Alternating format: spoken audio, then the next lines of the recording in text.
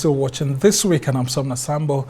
We now move on to Kogi State, where ahead of the governorship election there, the candidate of the People's Democratic Party, Dino Melaye, is not leaving anything to chance as he takes his campaign deeper into the corners of the state.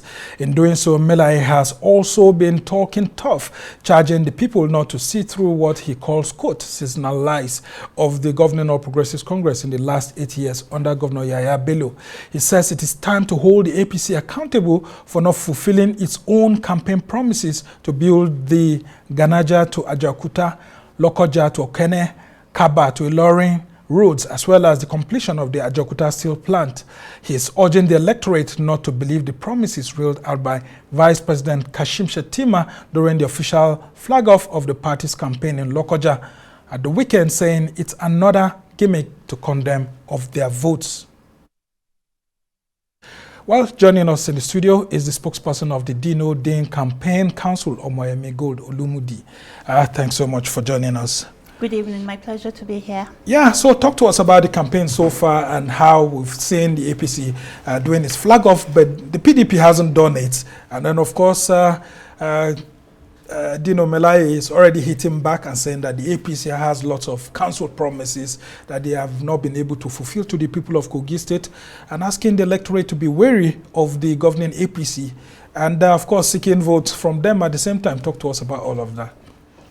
Well, it's my pleasure once again to be on your program this evening. And our campaigns have been going very well. We've not had any incidences of violence like you've read in the news and you've seen between the APC and the SDP. We've conducted ourselves properly, and we have a different approach from previous occasions. We are more like not the normal structure campaign, but door-to-door contact with the grassroots. We've been having road shows, and most of our road shows are organic. We don't plan them. Okay. Yes, and that goes to show the level of acceptability of my candidate, the PDP candidate. The APC flag off over the weekend is not what you would have expected from a ruling party. The crowd was not there. The governors that came for the flag off, I wonder what they met when they got to Lokoja, if it's the same thing they have in their own various states. So what do you mean by that? Oh, the state of infrastructure around decay in Lokoja. I wonder if they went through the Ganaja bridge flyover. I wonder if they saw the deplorable state of the state capital of Kogi. And they stood in good conscience, urging the good people of Kogi State to vote APC again. I really wonder if they took that into cognizance. Okay. Well, these are the interesting times, and a lot of people are counting on the political parties to be able to behave themselves. But in terms of the promises, you would have seen the APC saying they will do this, from Ajaokuta plant completion to other issues. I mean, and this is what your principal is saying, that repeated promises every now and then. So what will now be the alternative that you're actually promising the people of Kogi State with Senator Dino Melaye if he eventually wins the election? Well, the broken promises are not things that we conjured. It's verifiable. Is Ajaokuta still working today? No. The numerous promises that they made, has it been carried out? No. With the Dino Dane government, we tend to do things differently.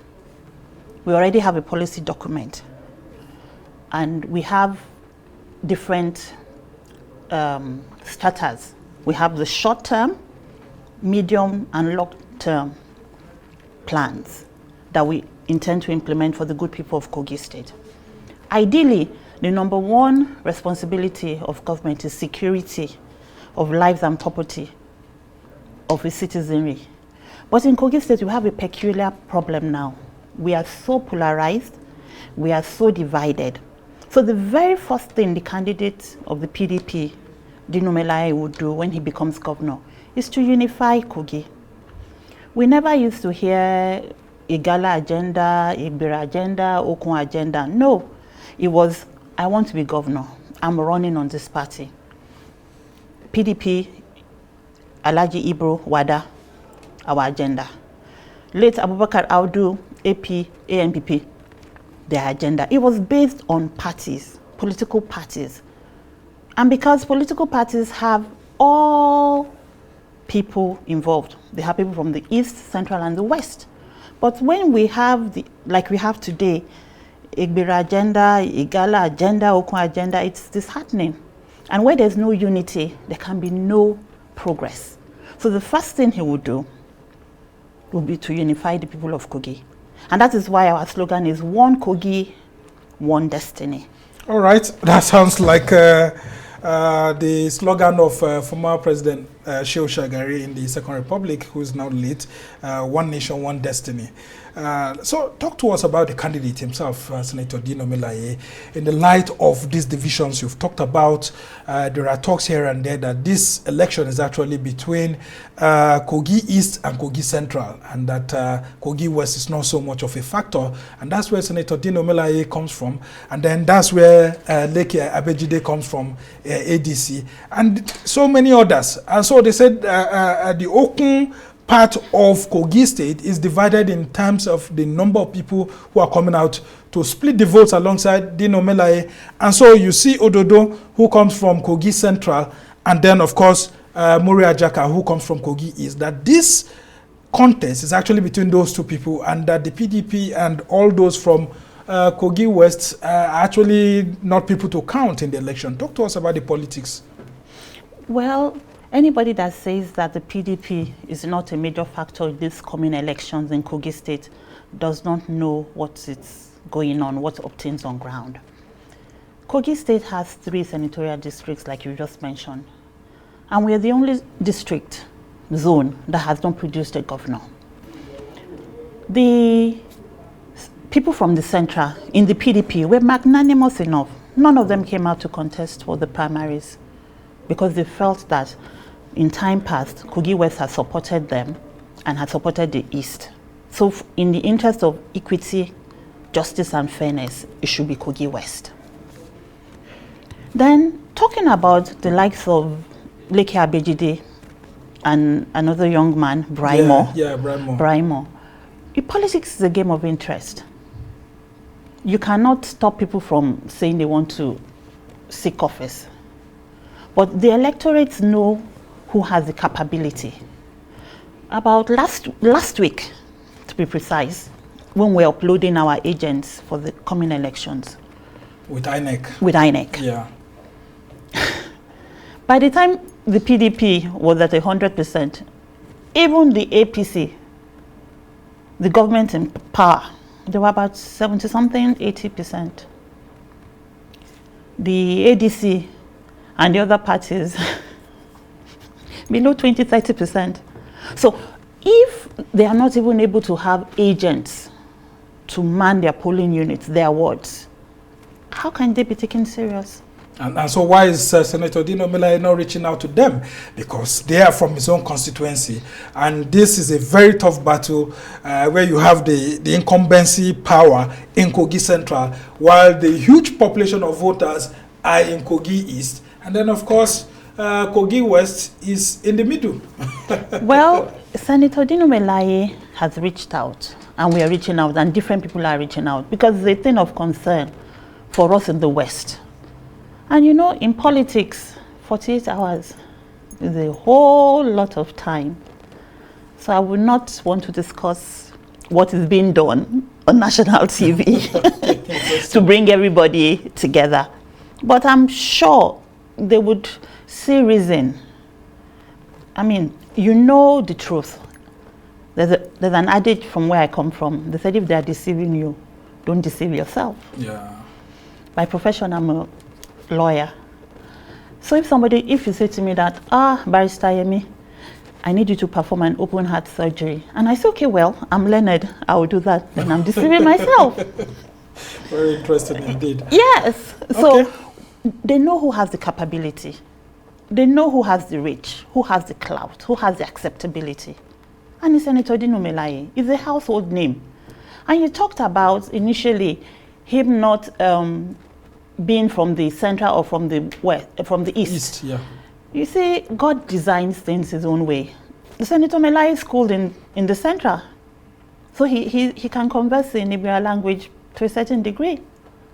And by his persona, he mixes with people of all races, tribes, classes. So he's at home. He's acceptable. There are some places you go to in the East that you mention the name of other political candidates of different parties. You'll be like, who is that? But there's no way you go to that. You mention Dino Melaye, that they will not say, oh, we know him for one reason or the other. When he was a House of Rep member, or when he was a senator, or as a comrade.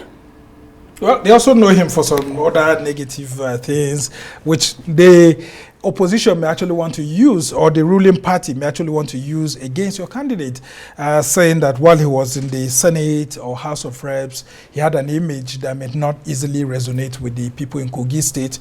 And secondly, we have another issue where there seems to be a sort of division within the APC, because Muritala Ajaka used to be in APC and a National Working Committee member. So it's actually a fight within the governing APC itself, and it's just a faction that moved to the SDP, if you may say it that way. But people say that Dino is not taking advantage of this fight to actually push the forces against Governor Yaya Bello, who's the incumbent, and who many are accusing of trying to impose Usman Ododo on the people of Kogi State. That looks like Dino is too gentle for the APC. What do you make of these two issues? First and foremost, I'd like to correct the notion that there's a negative impression about my candidate. People vary. What you may count as negative for another person is positive. He's not a criminal. He is not a fraudster. He just lives life the way he wants. And every human being is entitled to having their likes and their dislikes. So for anybody to term a passion for cars or whatever it is they may say as negative, I think it is wrong. Yeah, well, the idea is that he uses his word to oppress people who are not as privileged as he is, and that the electorate may see him as someone, being up there, not very close to the grassroots. It takes for somebody who was down, who is now up there, to know what to do to bring those that are down up. You cannot be on the same level with somebody and you want to lift them up. So I think that settles that for that. And the APC and the SDP is a family affair. And the Dino Melaye of the PDP, we are focused. We are talking to the necessary people we should talk to. We are doing what we should do. We are engaging different bodies, religious bodies, socio-cultural bodies, the youths, the women, intensively. We're not making noise about it on purpose. But anywhere we go, there's no hiding place for golden fish. Okay. So talk to us about the politics of Senator Dino Melaye picking his deputy from the eastern part of the state, that's Kogi East Senatorial District, and what sort of values and including, electoral support he will be getting from the people of the Kogi East, if indeed he has made a very good choice.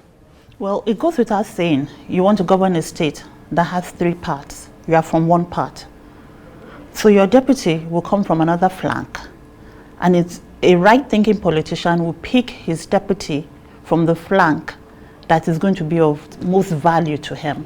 And she also happens to be a woman. A woman. And that was just the game changer. Because no women, no votes.